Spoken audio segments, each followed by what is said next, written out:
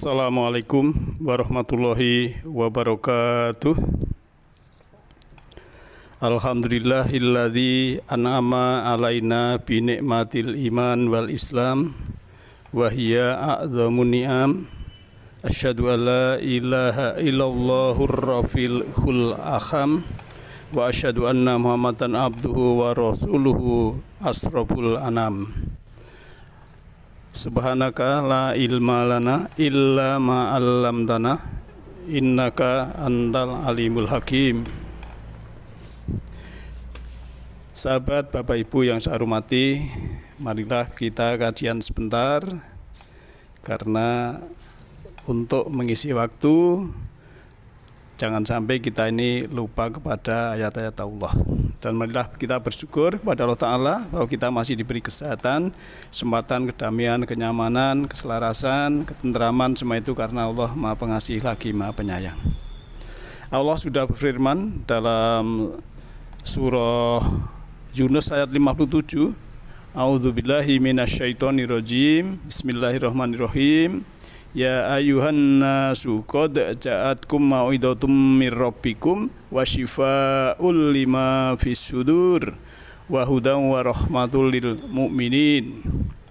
Hai manakah manusia, sungguhnya telah datang kepadamu pelajaran dari Rabbmu, pelajaran dari Tuhanmu, dan sebagai obat atau penyembuh bagi penyakit-penyakit yang berada di dalam sudur atau dalam dada, dan petunjuk serta rahmat bagi orang-orang yang beriman. Sahabat semuanya, untuk itu ayat ini jelas sekali bahwa untuk menyembuhkan penyakit yang ada di dalam dada. Di dalam jiwa itu ada rasa, dalam jiwa itu ada sudur atau kesadaran. Dalam sudur ada kolbu sebagai detektor, memfilter mana perkataan dan mana perbuatan yang tidak baik, mana yang baik. Nah, di dalamnya itu ada fuad, ya. Fuad itu istilahnya nurani, dan di dalam fuad itu ada cahaya ilahi atau nur ilahi. Maka dalam surat 24, surat Nur ayat 34, Allah berfirman, walaqad anzalna ilaikum ayatim mubayyinatin wa masalam minal ladzina khalau min qablikum wa mau'idatul lil muttaqin. Dan sungguhnya kami telah menurunkan kepada kamu tanda-tanda yang memberi penerangan atau memberi pencerahan, ya, karena orang yang mengalami pencerahan memahami petunjuk, dan juga dia akan menjadikan contoh-contoh orang-orang terdahulu sebelum kamu, dan pelajaran bagi orang-orang yang bertakwa. Jadi orang-orang yang bisa mendapatkan pencerahan, bisa mengambil pelajaran dari tanda-tanda atau ayat-ayat itu, ya, ada orang yang terdahulu pun bisa menjadi pelajaran. Nah, Bapak Ibu sahabat yang saya hormati, ya, maka sejak manusia mengalami peningkatan kesadaran, itu akan mendapatkan pencerahan dan menimbulkan suatu perubahan pandangan di dalam dirinya secara otomatis. Ya, karena sudah melakukan suatu tindakan tertentu untuk mengalami suatu pengalaman spiritual tertentu. Jadi sebetulnya pencerahan itu harus dimulai dengan mengalami suatu pengalaman spiritual tertentu dan punya spirit, ya, dalam ritual itu, atau dalam tema yang lain kan itu upacara jiwa kan juga. Nah, oleh karena itu, ya, maka kita harus bisa menjadikan diri kita ini, ya, menciptakan yang namanya jannah atau taman kesejukan. Karena kita sudah berusaha untuk mencari pencerahan, ya, sehingga kalau dalam Al-Quran itu diibaratkan sudah mendapatkan, ya, tempat yang indah, ya, di atas tahta kebesaran berhadap-hadapan, diedarkan kepada mereka gelas-gelas yang berisi, ya, minuman dari sungai yang mengalir, warnanya putih bersih, sedap rasanya bagi orang-orang yang minum, ya. Dan di dalamnya sudah, ya, namanya kesejukan, kedamaian, ketentraman, ya. La fiha gaulum walahum anha yungzafun. Jadi tidak ada dalam minuman itu yang istilahnya memabukkan. wa indahum qasiratut tarfiin. Di sisinya mereka itu ya ada bidadari-bidadari yang tidak liar pandangannya dan jelita matanya. Nah, ini ya sebetulnya ini ayat mutasabiyat ya. Kalau kita pahami secara hakikat ya bidadari, surga, neraka dan lain sebagainya itu ya harusnya kita melihat keterangan yang lain ya bahwa bidadari itu berasal dari kata vidya atau widya ya. Dan dari atau dara itu artinya kan pengetahuan, kebijaksanaan, kecerdasan ya. Dara dari itu artinya sifat feminim dan maskulin atau sifat netral tanpa bias gender, sebetulnya begitu. Jadi sebetulnya widyadari atau widyadadari alias bidadari artinya itu perempuan atau laki-laki yang berpengetahuan atau orang yang sudah mencapai level tercerahkan. Jadi perempuan atau laki-laki yang sudah mencapai pencerahan maka disebut bidadari. Nah, kalau surga itu berasal dari swarga loko. Swarga artinya jalan menuju cahaya, loko artinya alam. Jadi swarga loko itu artinya jalan atau titian menuju alam bagi orang-orang yang sudah tercerahkan secara spiritual, secara agama.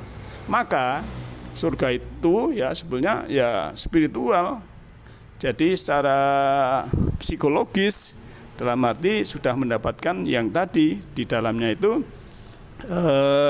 istilahnya kalau di dalam jannah taman kesejukan itu sudah tidak ada kata-kata yang menyakitkan, tidak ada kata-kata yang merendahkan, tidak ada kata-kata yang menghinakan, tapi istilahnya sudah salaman-salaman atau keselamatan. Nah, ikhwatin yang berbahagia, ya mari kita kembali ke hakikat bahwa kita semua diciptakan agar saling berguna dan bermanfaat bagi sesama, yaitu rahmat bagi seluruh alam semesta.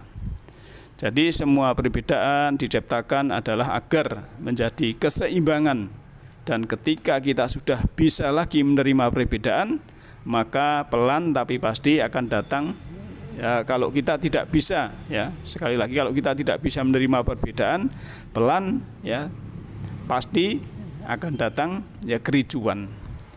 Ya, kitalah sebenarnya yang diutus oleh Tuhan ke semesta alam ini untuk menjadi ya orang yang bisa melestarikan bumi, ya juga bersahabat baik, ya menjaga lingkungan, rahmatan untuk hewan, tumbuhan, ya.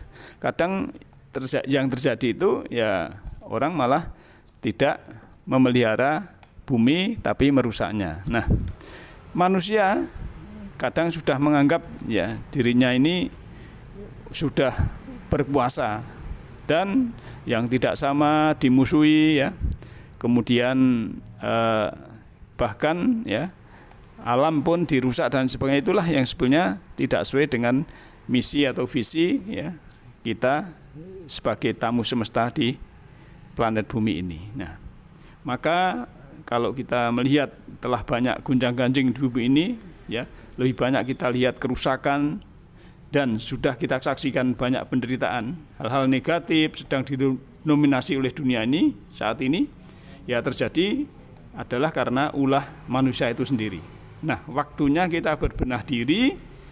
Kita tak akan mampu merubah ribuan atau jutaan bahkan miliaran manusia, biarkan alam semesta yang bekerja. Maka kita harus merubah diri kita sendiri. Nah, yang berbahagia. Maka ya, kalau kita sudah menjadi orang yang mau berubah pada diri kita sendiri, ya insya Allah kita akan bisa memahayu ning bawono, ya bisa menjadi orang yang berbuat baik di planet bumi ini. Nah, dalam konsep spiritual ya sudah menjadi bidadari tadi yang sudah mendapat pencerahan yang tercerahkan ya secara paripurna, maka seseorang itu bisa menjalani kelahiran atau kehidupan di bumi ini ya untuk apa? Untuk berdharma ya. Untuk berdharma bakti demi menjalani atau menunaikan ya apa yang menjadi tugasnya, bahkan kelahiran ini bisa menjadi berulang kali. selain memiliki kebijaksanaan atau pengetahuan dan kecerdasan, ya, sebagai widadari atau bidadari juga dikatakan cantik atau menawan. Kecantikan itu bukan karena fisik, tapi lebih kepada efek dari sifat kebijaksanaan, efek dari sifat kecerdasan atau pengetahuannya. Itulah maka manusia yang tercerahkan akan memiliki jiwa yang lembut, penuh cinta kasih, berbudi luhur. Gambaran kecantikan adalah batinnya.